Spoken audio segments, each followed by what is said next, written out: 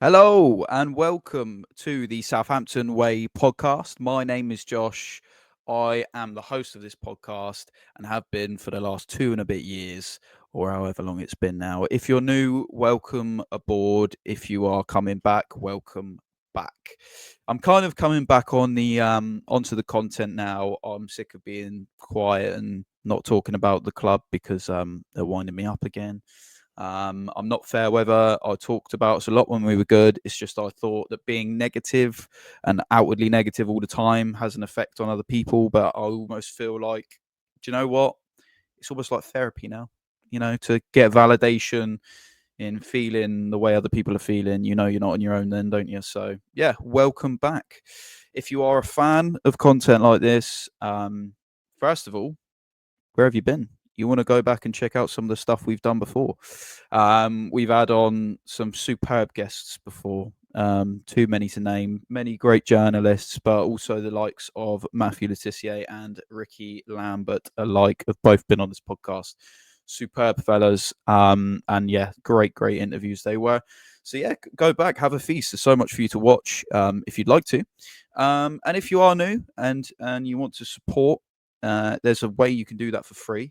You just subscribe and like the video, and that way not only will you be notified when I post, you will also be first in line in terms of helping out this channel in reaching more eyes, because when you subscribe and when you like videos like this, it will push me onto pages of people who like similar content.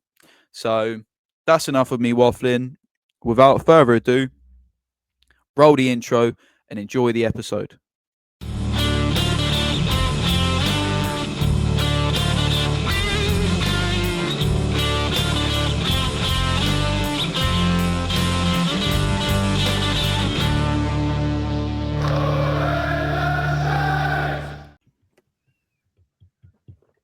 Here we are. Here we go again. We're back. I've got the two regulars as such with me today. I've got Martin Sanders, Football Martin. Everyone knows Football Martin, and the so affectionately named by Adam Blackmore, Julian Rees-Mogg. um, Slightly He likes politically that one, charged doesn't there, he? George. He likes that one, doesn't he? George Rees-Julian from the Daily Echo. Chaps, absolute pleasure as always to have you.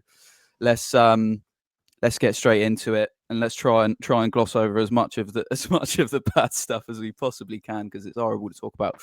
Martin, Nottingham Forest, mate. You were Yeah. there. You were there. You travelled up. It's by all accounts quite a nice ground to go to. Yeah, I think from I go to grounds and I want to absorb the atmosphere, and I like the heritage of Forest. I think as a ground that I've been to this year that creates atmosphere, it's created one of the better ones. And a lot of the Forest fans have commented. I did a match day vlog, and a lot of the fans were saying, well, it wasn't anything like it was against Liverpool. And I'm sure it wasn't, but it was still really good. It was freezing cold. It was bit my toes, like I got frostbite on my toes. It was that cold.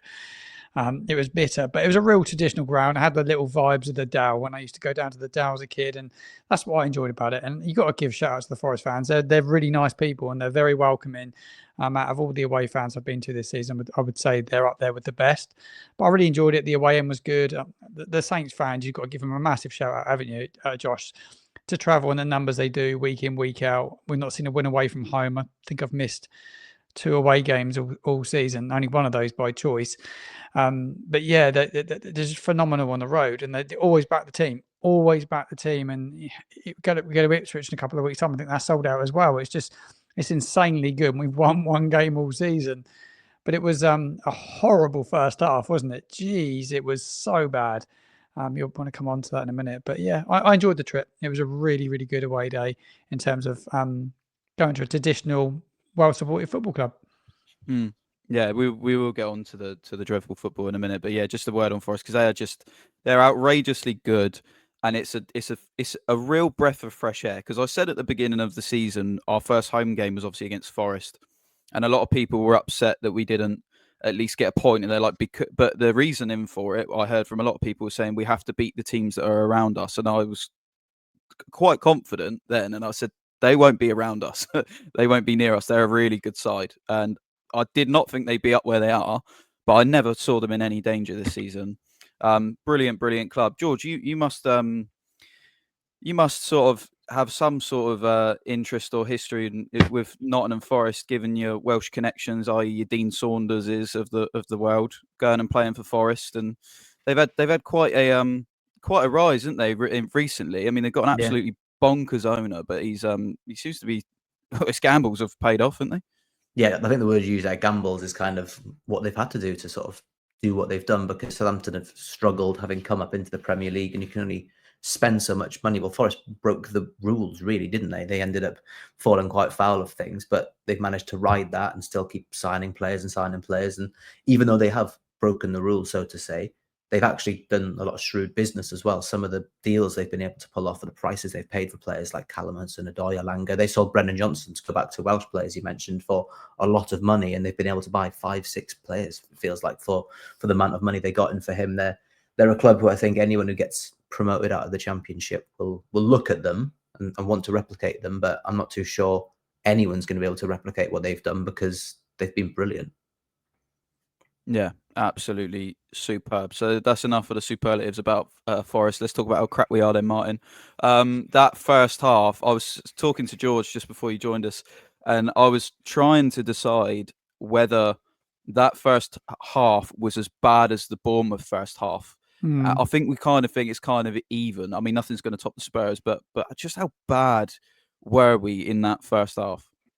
In terms of first half away games, yeah, it was right up there with Bournemouth, if not worse for me. Some of the defending for the goals was abysmal, really.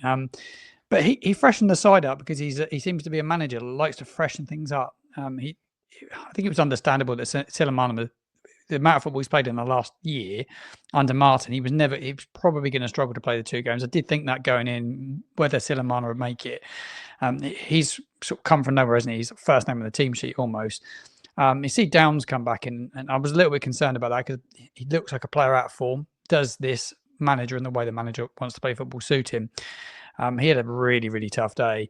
But defensively, Bednarek, who's got the armband at the moment. Look, I like Bednarek, but I did do it in my post-match reaction. I called him out, but I didn't think he had a very good game. Defensively, him and Harwell Bellis were 6s and 7s at times. The fullbacks didn't stop crosses coming in. I think the third one was just a great example of that. It just not putting any pressure on the ball, but that was all across midfield. We don't have any leaders in this team. And I think it's a problem with the club, top to bottom. I don't think there's leaders. I think there's people with Premier League experience and know the Premier League that are shrewd enough on the field. Harwell Bellis played for England not that long ago. He looked like a League One player at times in the first half against Forest. And that's maybe a little bit harsh, but I thought he was poor. And the same with Bednarek. They just weren't organised enough. And how Wood gets in between them. He goes off, sits into midfield, plays it out wide, and manages to get between them and win the header. I'm like, it's ridiculous. But the first goal, 2-3 players didn't put any pressure on the ball, and that was Downs and Aribo. They're just, they've just proved time and time again that they're not good enough for this level. Unfortunately, we fall way short. But when you're not good enough, and I've called this out a lot, when you're not good enough technically, you have to give 110%. No matter who you are, you give everything. And if you give 110% and you're organised, you'll give yourself a chance. And for the first 45 minutes of the weekend, we didn't give ourselves a chance because we didn't give enough. The players didn't give enough. They let every single fan that travelled that far down, and a lot of the guys I was with wanted to go home. They were like, if they score a fourth, we're going because we've had enough. And I was like, you just hope we come out and show some spirit in the second half. And we did. We were much better in the second half. We showed a bit of spirit. Ugochukwu made the difference, I thought. Occupies the centre-backs by bringing, 2 big centre-backs, and we're playing Archer. Archer's got no confidence, and he plays against 2 centre-halves that he's just, Murillo's huge. So play Unuachu. Let Unuachu, get amongst them. But yeah, second half substitutes were good. And yeah, I thought the first half was right up with Bournemouth, mate. Yeah, not a height you want to be hitting, or a low you want to be hitting, I should say. Yeah, good summary there. I don't want to be too critical of specific players, but I would argue that's one of the worst halves of football I've ever seen Flynn Downs play for us. He was shocking. It was like it's almost like he didn't know what his specific plan was. I didn't know whether he was man marking, zonal marking, or he was just trying to hit everything that came near him, or it just seemed like he was an absolute like headless chicken at points. George, why is that, do you think, since Juric has come in? Because he seems to have been, not that he was setting the world alight before he came in, but since Juric has come in, and it could just be my opinion, but it seems that Flynn Downs has sort of lost his way a little bit. I don't really know what Flynn Downs is doing. Although when before he was like crucial. If Downs wasn't in the side, you knew he wasn't in there. Now it's like, yeah, you missed the cross, that like the destroyer. But is that it? Is he just there to just hit people? Because again, I think he could have easily been sent off as well. Yeah, no, I agree with that. I think it perhaps is a combination of the fact he's been injured. He played that Boxing Day game against West Ham, Ivan Juric's first in the dugout, and he'd already had a bit of an injury problem before that, and it worsened. Then he missed a couple of games, and some other players have come in, and perhaps the other players who've come in fit the system a bit better than him. Flynn Downs is probably the player in the squad that you can point to as being a Russell Martin player. Flynn Downs' best parts of his career, except for that time at West Ham where he obviously won a European title, but he wasn't really someone who factored into their squad massively. All of what Flynn Downs has done to be the player that we all think he is has come under Russell Martin. And then you take that manager away. Is he necessarily someone who fits Ivan Juric's system? I don't know. Ivan Juric was quite happy to point out that Flynn hasn't been good since he's come back from injury. He still thinks he can be a Premier League player, but he did say the Championship is very different to the Premier League. And I think the biggest issue for Flynn is he's one game away from another 2-game ban for accumulating yellow cards. He does seem to get caught out in midfield, people getting past him, and he has to foul them. He made 4 fouls in the first half against Nottingham Forest, and as you rightly pointed out, probably should have been sent off for that one on, I think it was Morgan Gibbs-White, right in front of the Saints fans down in the corner. I think, yeah, you could say that perhaps he's lost his head a little bit, but I think that's probably fair to say about a lot of the players in the squad, because they're down the bottom of the Premier League table with 6 points. I don't think anyone's in a great headspace, but you'd hope that players can then transfer it onto the pitch a bit better. And, you know, he's lucky to have not been sent off, and he probably will get a ban sometime soon because he has been getting that many yellow cards that you'd expect him to get that 10th one. Yeah, you absolutely would. You absolutely would. And it wouldn't, if he plays on Saturday, I wouldn't write off of him getting booked again on Saturday. It's just what he does. He's an absolute banker. If you're a better man, Martin, I don't want to like sit on that first half too much. We know how poor it was. We know every single goal was frankly pathetic to concede. I mean, from the schoolboy standing off of both of them, both Hudson-Odoi and Elliot Anderson, as they're bearing down on your penalty area. Not one person stepping up, not one person putting a body. From, I think the first one was I can't remember. I think it was Bree, or it might have been the second one. Bree played a terrible ball to the second one, yeah, into Bednarek, right? Yeah. The first one was just like everybody stood off him. It's like they wanted Anderson to run with it and thinking, oh yeah, go on then, shoot. And it's like, well, there you go, there's your answer. He did, and he scored. Like, it was pathetic. And the third one almost was the cherry on the cake, a free header for Chris Wood. That is the most ludicrous thing you can offer. Yet the second half was completely different,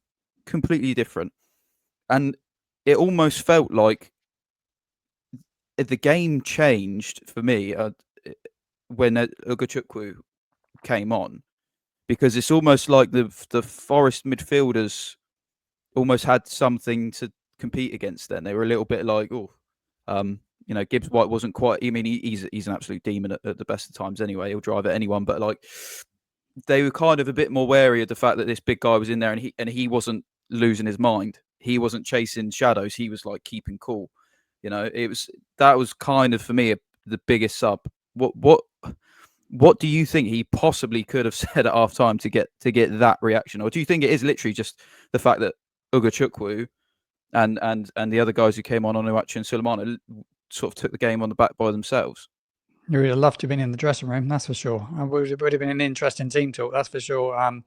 Look, Ugachukwu was brilliant. I think he's he suits his manager down to the ground, and he's getting a real tune out of him. But he's like vital to the way he wants to play football. And without him, there isn't another Leslie Ugochukwu at the football club. And Downs is just he's not that sort of player, is he? He's not that athletic player that can get to box to box and agile and able to make big tackles. Like you were saying a minute ago, he gets ran past a lot and he has to foul. I think it was maybe George said, has to make these fouls at times. He's clumsy at times. Look, he got go back to Downs. He got let go by West Ham for a reason. If he was good enough, he would have stayed there. No doubt about that. But Ugochukwu is vital to how Ivan Juric wants to play. And when he's fit, as long as they can keep him, I pray to God we keep him in this window and he doesn't get called back by Chelsea, because he's a really important cog. And I could talk about occupying the two centre backs, and you needed Paul to do that, and he immediately did it. They were fearful of him the minute he came on the pitch, and all the fans were as well, because everybody that I've spoken to since, like, God, the big fella's decent when he come on. They don't know anything about him. Everyone's like, he's a handful, isn't he? I was like, but I think like Juric said in his presser today, it was all about getting him up to speed, getting him really fit, because I think he's a really important cog. I know he has a good game and he had a couple of shockers, but it's something about him. You need that physicality, and there's no one else at the football club that can play like Leslie can and like Paul can.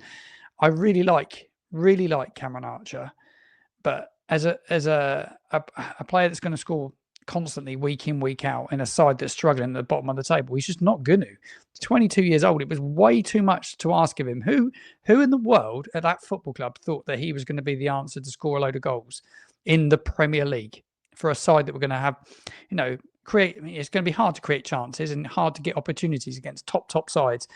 We'll probably come on to recruitment, but boy, they fall way short up front. There's just nowhere near enough to hurt teams. And that second half, Paul, Ugochukwu, I think Tilemana injected a bit, but it was all about those two for me. James Bree in the side's an interesting one. I'm still not convinced by him fitting in that side. He's a weak link for me. Gives the ball way too easy. Gets caught out of possession a lot. That's just me and as an amateur fan watching it, but that's just some of my thoughts. Yeah, good point. Isn't it funny how we're now talking about people like Leslie Ugochukwu and Paul Onuachu being absolutely crucial? Football's a funny game. George, I've got two questions, because I do want your opinion on what Martin just said. Not so much on Breezy as a person, but sort of who he's come in for in Wood. The first one, you mentioned Archer as well. I also really like Cam Archer. I think he's probably the most natural finisher in the squad.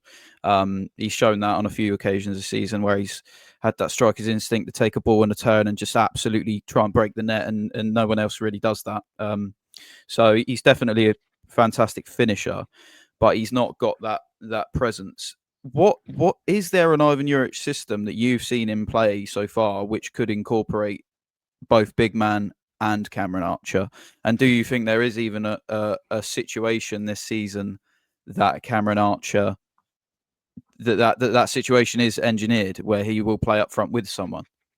I think if that's what they need to do, if that's what Ivan Juric wants to do, he will try and find a way to do it. He's not someone who's going to have this idea in his head, we're going to play this way, we can only play with this sort of duo of forwards up front. If he needs to play Cameron Archer in a game, he will create a plan that he thinks will fit Cameron Archer. But I don't necessarily see they haven't really used one that would fit Cameron Archer and Paul Onuachu. I don't think we've even seen them on the pitch with each other so far. I think when you have Campbell Dean, who's of a similar sort of physical profile, small like Cameron Archer is, he obviously drops deep and uses his pace and ability to drive up players, and that's not necessarily Cameron Archer's game either. He likes to almost run onto balls over the top, and if you've got Onuachu up front, you're not really going to be clipping those balls in behind, because you don't want Onuachu to chase on.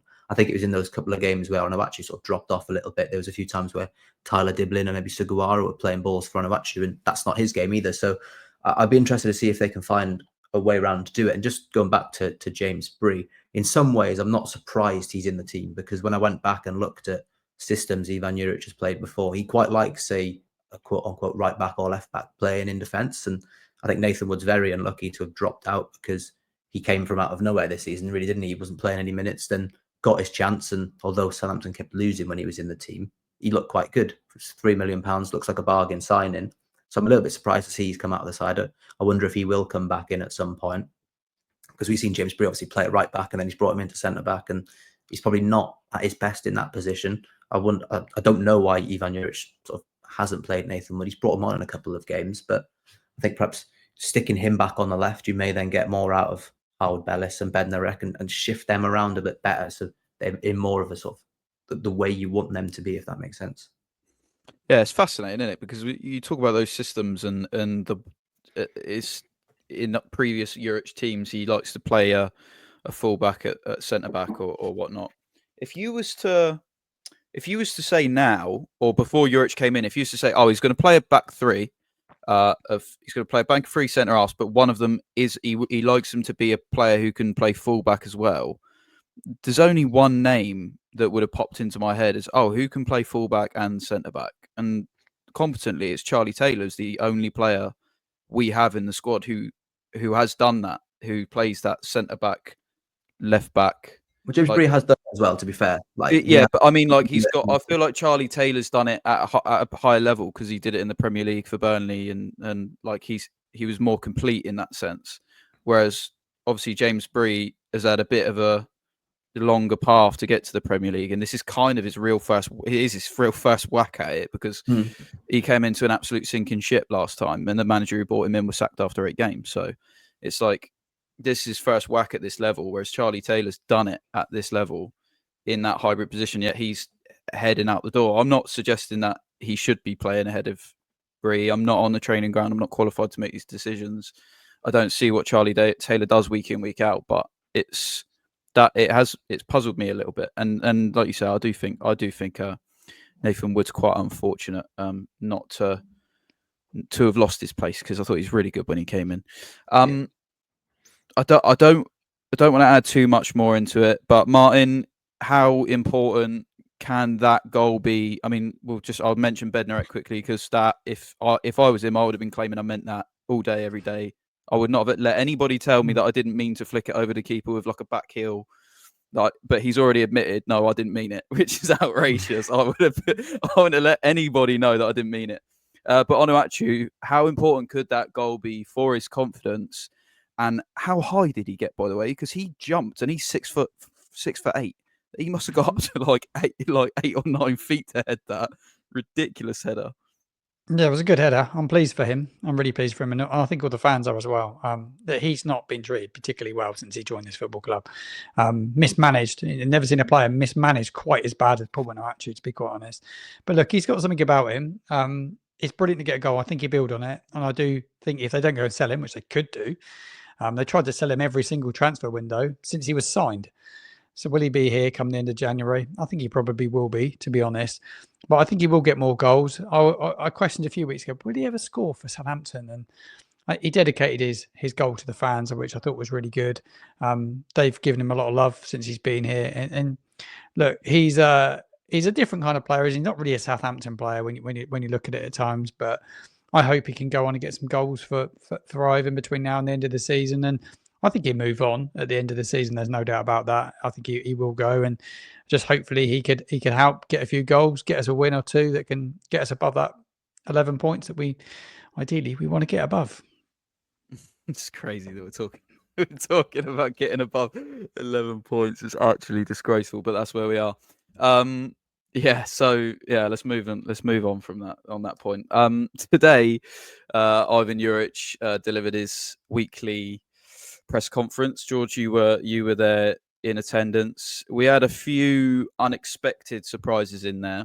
Let's talk about the fitness surprises first. So Campbell-Dean will not be risked on Saturday due to he didn't give a lot away, but it sounded like the medical staff were saying give him a rest because this could be a problem. And he mentioned Ramsdale as well. Yeah. So what did you make of those? Well, the Campbell-Dean one, he was asked for a little bit more information on it, and he said it's a bit of a hamstring problem, and Campbell-Dean's had a lot of injuries since he's been. I think part of the reason he hasn't played as much is because when he does play a lot, he is then at risk of getting injured. He seems to be someone who, I think he's only 22 still, but he's been very unlucky sort of with his fitness. And that is a worry, as you pointed out before we started the podcast, for a club record signing. The Aaron Ramsdale one seemingly out of nowhere in training, he's done something, seemed like Ivan Juric pointed towards his side. It's not a reoccurrence of the finger issue, which kept him out, which is a positive. I think they're going to be checking tomorrow, so that's Friday, to see if Ramsdale will be able to play. For me, I would probably still risk him, because we've seen what Alex McCarthy and Joe Lumley have done this season. Aaron Ramsdale was signed to help this club. He said it himself. He hated being out injured because he wasn't able to help the club that he came to try and help them avoid relegation. And as long as it's not something that if he plays, it's going to be exacerbated. Obviously, if you've got an issue with your side and you're a goalkeeper, you want to be jumping onto your side. And if that's sort of factored into the mind, that's not an ideal thing to have. But I would play Ramsdale, and there's no need to risk Campbell Dean, although he's been brilliant. And you then add that to the fact that there's no Tyler Diblin, you're losing your two players who can offer you something very different. But if Campbell Dean's not fit to play, you simply can't play him, can you? No, you can't. Martin, it's almost like people. I've gone on X after the press conference, and almost immediately people were saying, write the game off, game's done, no Campbell Dean, no Ramsdale. Do you think that should both of those players out, Newcastle is genuinely a lost cause? And how have we got to this scenario where if Campbell Dean Sulemana's not in the squad, we feel like we haven't got a chance? It's crazy, isn't it? It's mad because it gives someone else a chance. Who that is, it'd be interesting to see. And look, Sulemana, it just shows what a bit of love and what a bit of TLC can do to a player, a bit of confidence. I think he's been, credit to him.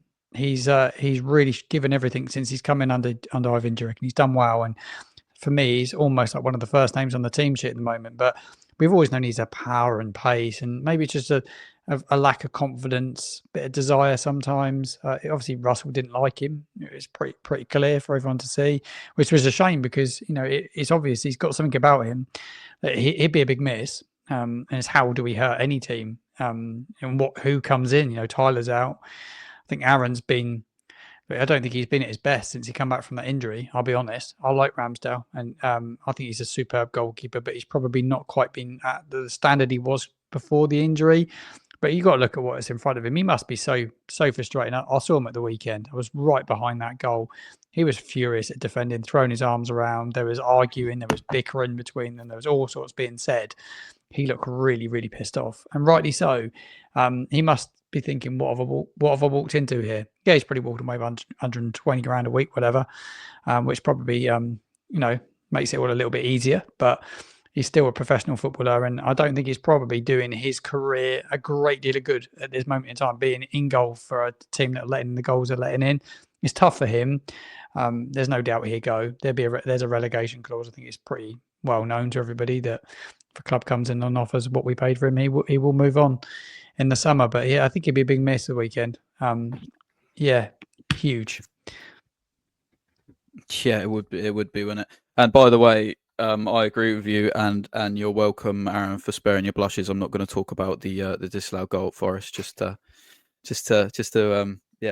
keep that away, because that was awful. He mentioned also about Tyler Diblin's injury, George. He said that they're now more optimistic about the injury.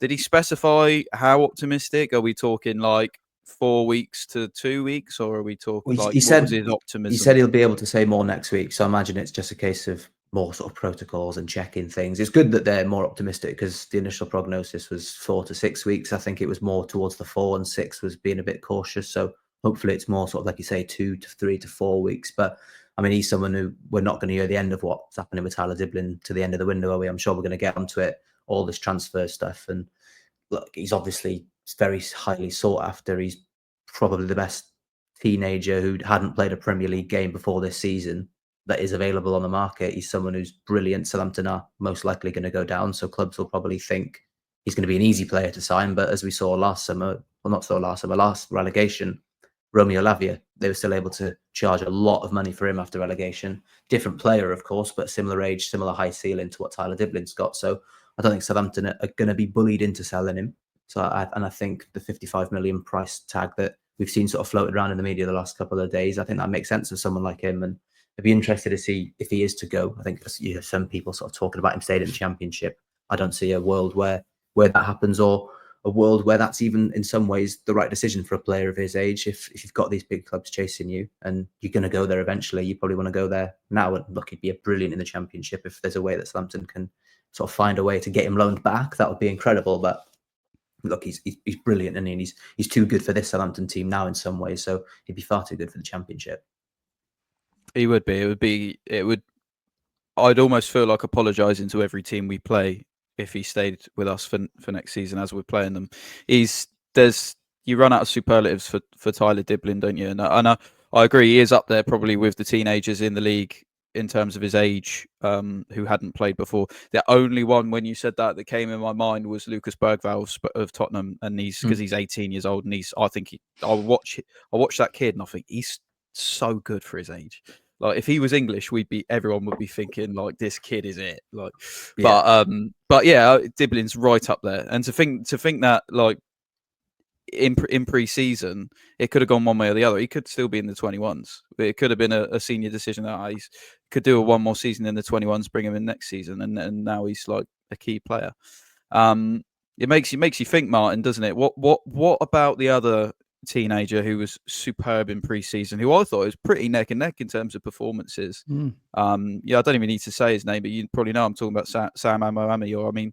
Do you think probably the sensible thing to do for him now is loan him until the end of the season and maybe try utilise him next year when Campbell Dean probably leaves, which is quite likely? Yeah, getting ready for the Championship. I thought he was brilliant pre-season, like you say. They were neck and neck. They look, I saw a lot of pre-season games, a couple live. He was immense, wasn't he? Such a good player. Real forward thinking, likes to go past players. He's fearless, a bit like Tyler. I think Tyler's maybe just a little bit bulkier, maybe done a bit more in the gym.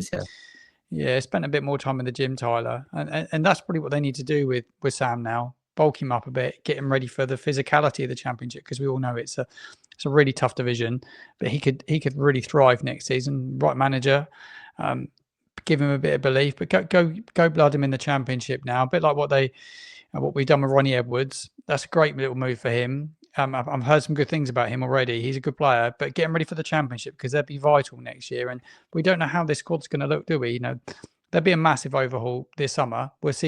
I think we'll see a lot more change than we did when we got relegated last time round. And I think it needs it. I think it needs it big time. It'd be interesting to see who the manager is. I'm not convinced it'll be Ivan. I'll put that out there. I'm not convinced it will be. And what you hear around Danny Role will be interesting. I'm really intrigued to see. I think the summer's though we're going to get relegated, it'll be quite exciting to see what they do and how they manage it this time around. But boy, they've got to get the right people in this football club quickly. And they're going to have to get well set, a lot better than they did going into this Premier League season, because we'll come on to it, but it's been nothing short of a mess, top to bottom. It's unforgivable, Josh, really. Yeah, it really, really is. Whilst we're on transfers, then, so we've done most of the press conference. So fitness out of the way. Let's talk transfers. So George, he quashed the Dibbling thing, although he said there's no assurances in football. He's pretty confident that he'll be coaching Dibbling for the rest of the season. And I'm pretty sure I remember him saying something similar about Campbell Dean. In terms of other outgoings, because I don't want to spend too much time on the Dibbling thing. It's you could go over it for hours and come to the same conclusion. Other outgoings, we've read about Charlie Taylor being agreed between clubs. That is now a decision on the player's side, is it? That's what's been reported. I know Charlie Taylor was in training the day that was reported, because I was at the training ground to speak to Adam Armstrong and I saw him leave the building.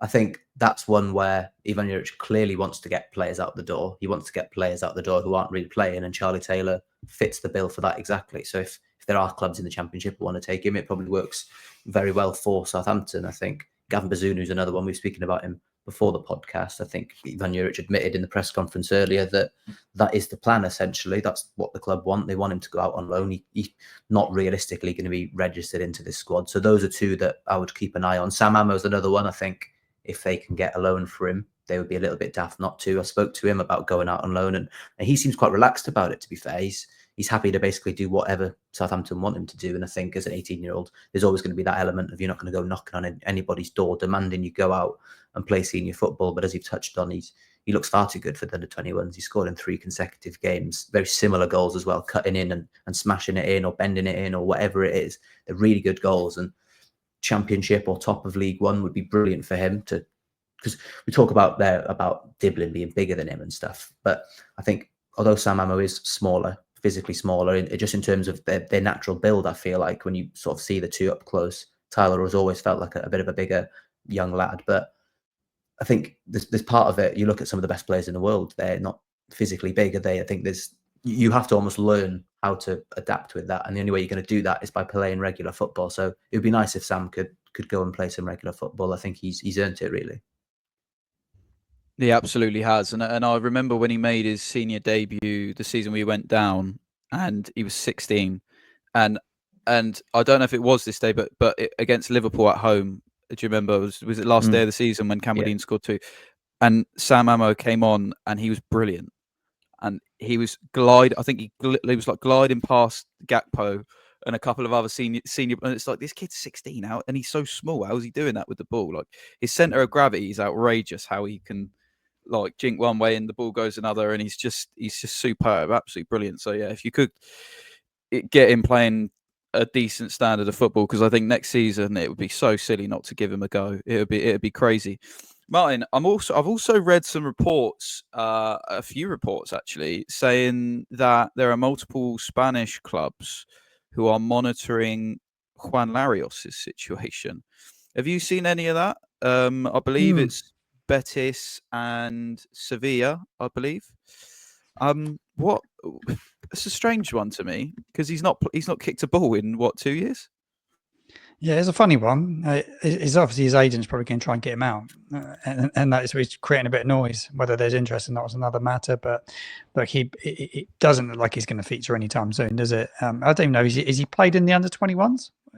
I don't think he has. He played a couple of games, and unfortunately for him, he keeps getting a lot of injury setbacks. Whenever I'm leaving the training ground, it feels like I'm always seeing working with someone individually. I saw it again in this week. He's always sort of working with someone. I think it's quite interesting, though, the clubs that he has been linked with.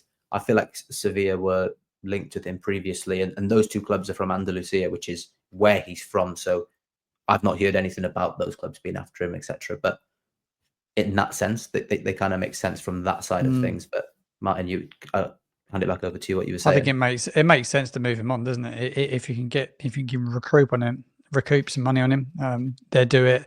Like you said, he needs to thin the squad out. The squad's huge, isn't it? It's massive. We don't have loads of we're not blessed with a standout left back, are we? Not really. We play wing backs. It says a lot, doesn't it? When Walker Peters our best right back spent most of the season playing left back or left wing back, which is mad, really. I think we lose a lot doing that with him. I've got to give a shout out to Ryan Manning, by the way, because his name might not come up otherwise. I think he's done all right this season. A lot of people didn't think he was a Premier League player, but I've seen moments of him. He gives 110%, which is more to be said than a few of the others.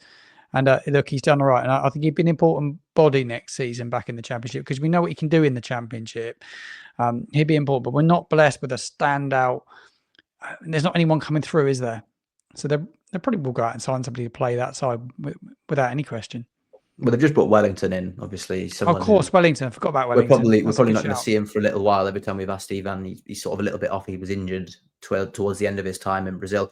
I thought he was all right when I watched him play 45 minutes for the 21s. He was getting stuck in. By all accounts, he's more of a defensive left back than an offensive. When he can knock a good ball into the box, is what I've heard. But from what I saw of him, he was sort of like getting into tackles. I think when you see a Brazilian fullback, your mind immediately thinks they're a failed tricky winger who's been pushed further back. You don't really think of defensive players for Brazilians, do you? But I'll be interested to see what he's like when he actually gets a chance to play in English football. Yeah, what is he left-footed? I think so. Yeah. Yeah, it's interesting because you mentioned about Manning there, and from what I've picked up, and he said it over a few different interviews, but in different parts. From what I've picked up, he likes Ryan Manning when Paul Onuachu is on the pitch because he can get the whip, but I think he likes Carl Walker-Peters coming in off the left because he offers that cut in, and especially he likes situations like against Palace away when Walker-Peters beats a couple and squares it, right? So I think it kind of depends on the game in terms of what type of left back he likes to use. I agree. It probably would make sense to get rid of Juan Laris. While it's on my mind, George, and talking about players who just never play football, is Ross Stewart retiring anytime soon, or is he going to play football? Or I think he's constantly just working on trying to get back fit. I do feel quite bad for him because he's obviously come into the Premier League, or he come into the Championship wanting that Premier League chance. He deserved it in some ways from the way he ended his time at Sunderland, although it was an injury that sort of stopped it sooner than he probably would have wanted to. But I'm not too sure we're ever really gonna see him, because with every injury he gets, the recovery for the next one becomes harder and longer, because you've got that sort of backlog of injuries that if you do one small thing, it's going to have a knock-on effect. And if he's injured one part of his body, another part of his body is going to be sort of more susceptible to being injured. And I feel like he's probably someone, if he was fit and firing, if they were to have signed him now rather than when they did sign him, obviously they're in the Premier League rather than the Championship, he probably would have fit a system like Ivan Juric is. He's someone who's got that physical profile.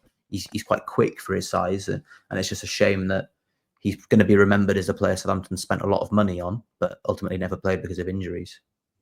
It's an absolutely fascinating one, because you kind of write it off when he's expected back like halfway through last season, and then you don't see him until nearly the playoff final, and then he just doesn't play, and then he doesn't play at the start of the season because he's injured, and then he gets like 10, and you just think you've wrote it off. It's such a fascinating story, the Ross Stewart one. It really, really, like, I just think about it sometimes, like, what is he up to? What is he doing? Is he ever going to play for us? Like, is there a lot of rehab? a chance? A lot of rehab, yeah.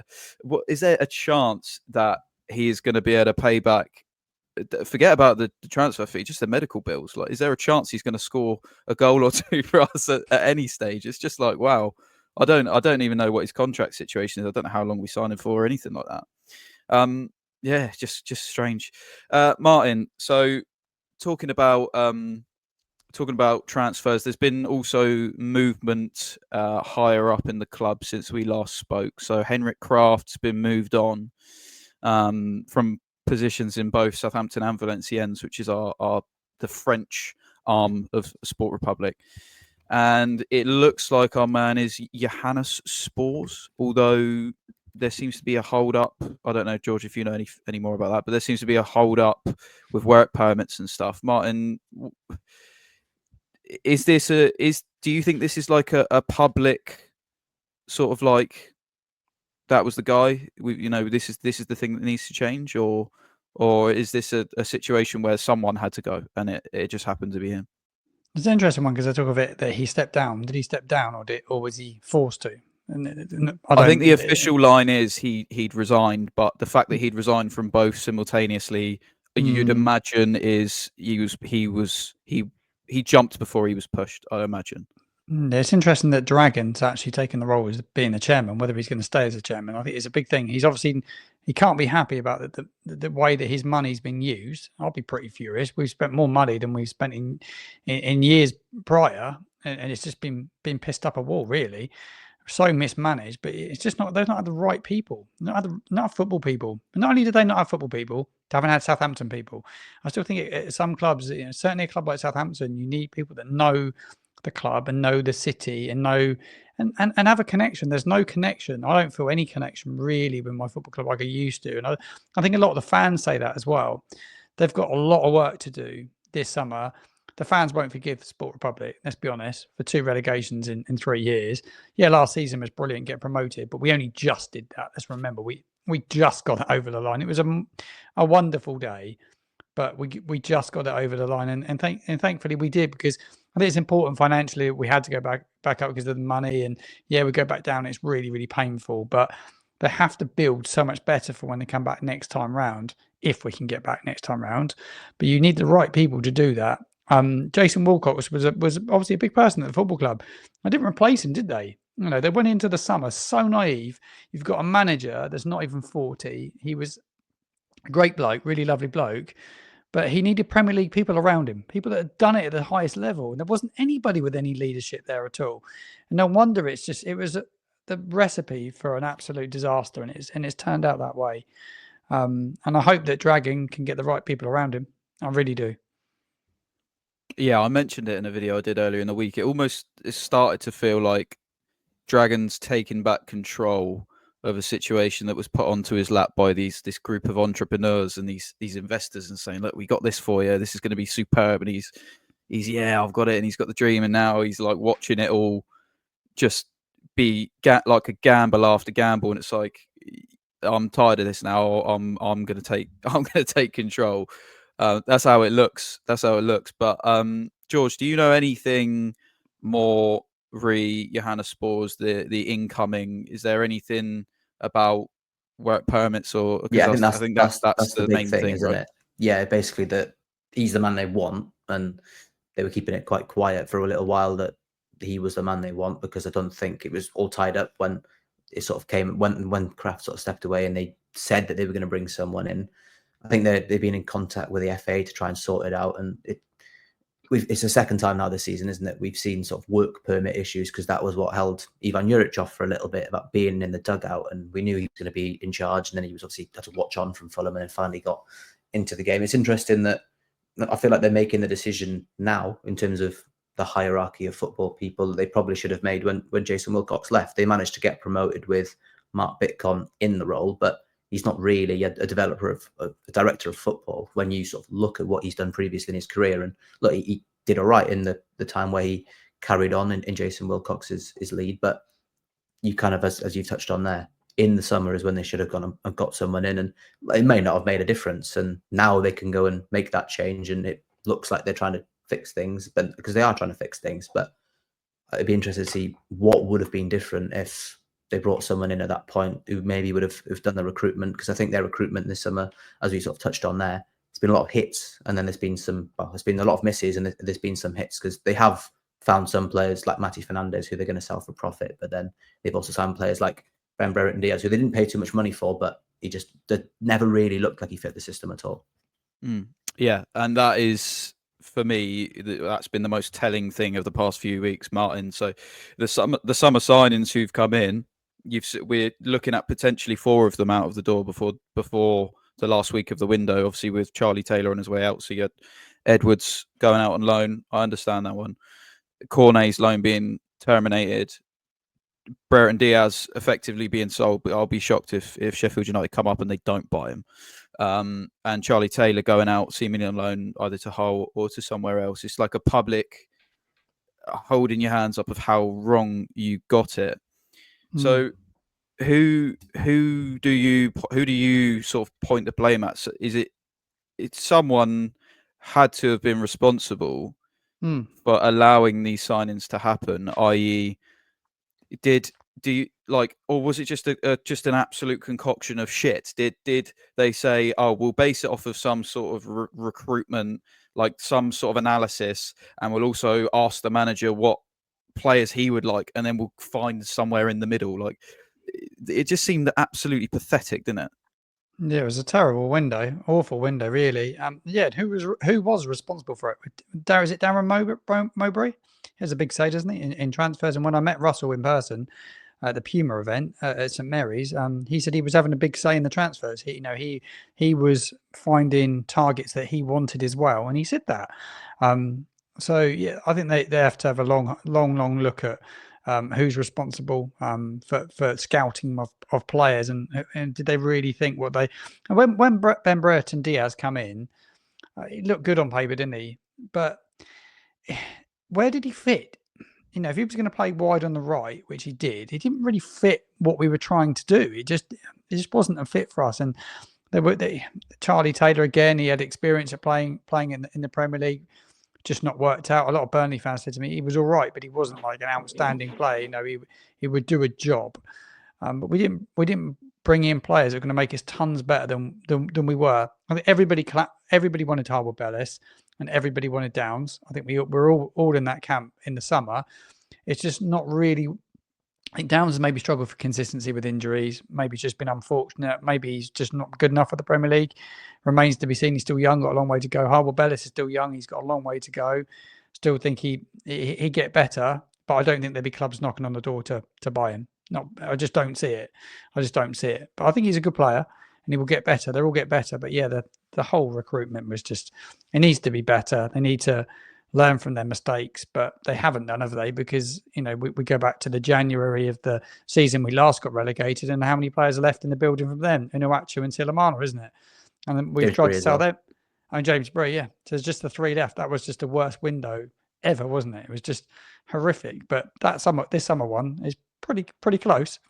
And don't get it twisted. Onuachu and Sulemana would have left if the right offer came in for him. It just didn't. Yeah, definitely. So yeah, it's interesting. I think there is balance to be struck, because to get Ronnie Edwards for 3 million is outrageous business, and it will be proved to be outrageous business. And at the time, it looked like superb value for Brereton Diaz, and for all the tea in China, it looked like he was going to go down the middle, because he was poaching goals for Sheffield United at the arse end of last season from the 6-yard area, toe poking him in. He thought, well, he'll play through the middle, won't he? Because we've got the 2 guys on the left and on the right, and it's like it just didn't work like that. And I just want people to remember this when these players go and do well, because Ronnie Edwards is going to do well in the Championship because he's superb. If Cornet stays fit, he will do well in Italy, because that's just because Italy is nowhere near the level that it is. Even the manager said that 2 weeks ago, or whatever it was. And Brereton Diaz will score goals in the Championship. So don't look at these players going on and go, oh, look, we got rid of players that weren't doing anything for us. We're no, they will do well. It's a level thing. They just weren't up to the level. We needed at minimum 3 Aaron Ramsdale level signings to have a chance, and we made 1 at minimum, by the way. And I'm talking middle of the park, top of the park, goalkeeper. That if you'd have had 3 players on his kind of level of experience and like proven, you've got somewhat of a chance, because then everything goes around them. But we didn't. We made 1, and it just wasn't good enough. Wasn't good enough. You could go on about that for hours. Let's move on. Saturday. This could be a really tough one, George, on Saturday. Newcastle are they're going to be baring their teeth, because they've just been embarrassed, frankly, by a top class Bournemouth side. So they're going to really want to go and prove a point, aren't they?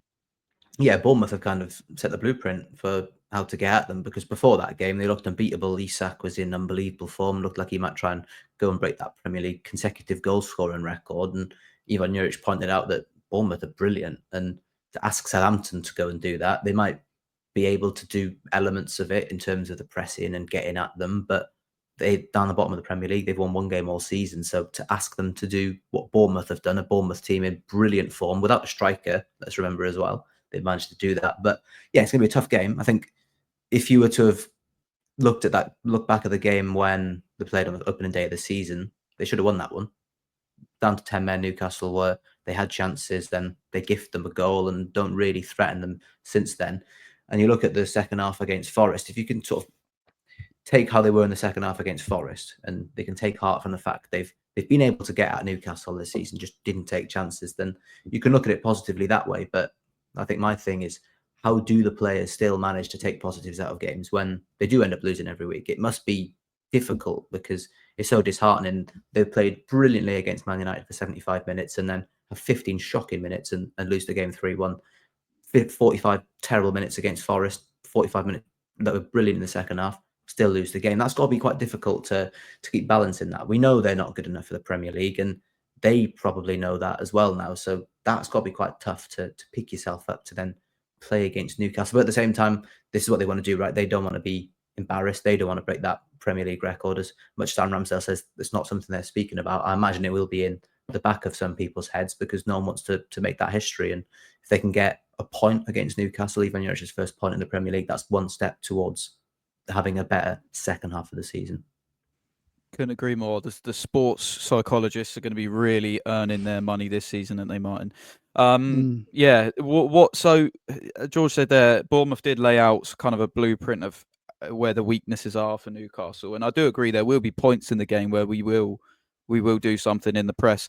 What are the chances that we do string that 90 minutes together? Because honestly, we played Man United off the park at Old Trafford, and if it weren't for a superb little player, we would have walked away with the 3 points. But regardless of that little play, we should have won the game, right? So is this the game where the 90 minutes come together? Newcastle are a far better side than Man United. I think Man United are dreadfully poor. and they're where they are in the league for a reason. Look, they weren't great when we played them. Newcastle bounced back. They were 9 games. They had 9 victories in all competitions going into the weekend's game. So it was a surprise result. They obviously put a huge amount into their games, running into the Bournemouth game, and they just got caught off guard. Bournemouth are a good side, and I think Jurek, he wants his side to play similar sort of football. Really, that's what they're looking to do. And them and Brentford, they're good sides, really good the way that even Bournemouth and Brentford are. But come back to Newcastle, I think it's a tough game. They'll be looking to bounce back, but they've got a great side. You look at the midfield three. I was looking at their recent lineups. Tunani looks really good at the moment, and when I've seen him play, Joe Linton, Bruno Guimaraes is in there as well. 3 really good players. You need to when the football games are won inevitably in midfield, how good you can dictate the game, and everything will go through Tunali. When I've seen him play, Burn and Botman are huge monsters at the back. Paul has to play, and he has to occupy those two centre backs for me and get up against them. And then you've got to try and get the fullbacks somehow, Hall and Livramento. That's who's played there predominantly. Livramento's in favour at the moment. We know all about him. It'd be interesting to see what reception he gets back at St Mary's. But they're deadly going forward. The front three's brutal, isn't it? You look at Alexander Isaac. He's probably the best striker in Europe at the moment for form. Yeah, he had an off day last week, but he's been brilliant. Gordon off that left-hand side comes inside. They cause so many problems. They'll be a real handful, and we'll have to start the game well. And there's something we don't do, but we'll have to start the game well. St Mary's is a sellout, which is unbelievable. Again, so they have to give the fans something to cheer about. They have to start showing fight and desire. Go back to the Brentford game, and I said it afterwards. There was no fight, there was no desire, there was no togetherness, no commitment, and no wanting to wear the shirt for the fans. They're going to have to give all of that to get anything, to give themselves a slight chance against Newcastle. 110 from every single player on the pitch, and have a go at them, and just use it as a cup final. You have to treat games like cup finals when you're like where we are, and just give the fans something to cheer about, because they deserve it. They don't deserve performances like we saw in the first half against Forest, and we certainly don't. Nobody deserves what we got dished up against Brentford, because it was just embarrassing. I don't want to be embarrassed again.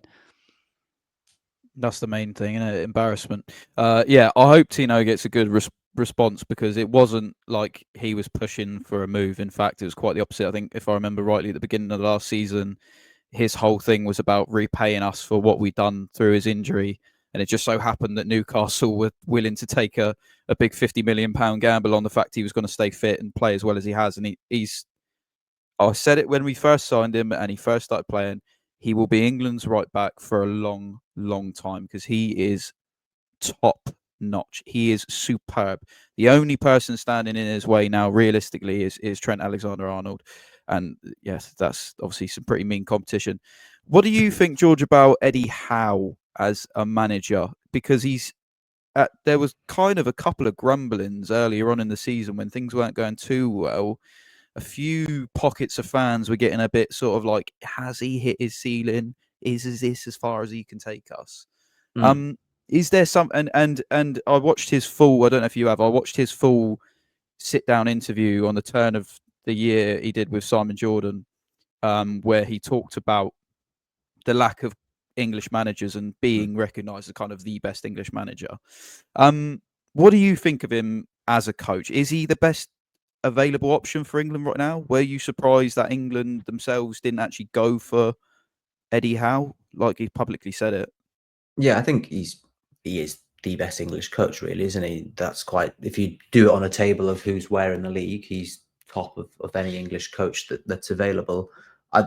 In some ways, not surprised. I think Thomas Tuchel is a better coach than him. Obviously, you've got the whole thing about a German in charge of England, or just a non-English person in charge of England, and that's rumbled a few people, and a few people are annoyed purely with the fact of where their manager comes from, which is a bit baffling to me personally. Surely you want a manager who's going to win you games, and I think there will come a time where Eddie Howe does get the England job. I think that's pretty natural, unless something crazy happens where he falls apart as a manager. But I don't see that. He's done it for a while now. He transformed Bournemouth, and they're where they are in large part because of him. I know it didn't work out exactly how he wanted it to in the end, but he sort of took them all the way through. And yeah, he's a good coach. I think he's someone who has been given an opportunity that a lot of English or British coaches haven't necessarily been given. But that's because of the hard work and the good work he's done. Someone like Russell Martin got into the Premier League, and people sort of looked at him maybe as the next good British coach. But where Eddie Howe is very much looks to win games, I think Russell Martin fell foul of having a style of play that he wanted to stick to, and a style of play that I'm not too sure how long that's going to last at the top level. We've already seen Man City struggling with it, and I'll be interested to see what happens with other young British coaches who are looking to play this very idealistic way of football. I know Eddie Howe obviously has his way that he wants to play. I think, yeah, he's top, and I wouldn't be surprised if he was ever England coach. I think that's pretty nailed on. It's just a case of when, not if.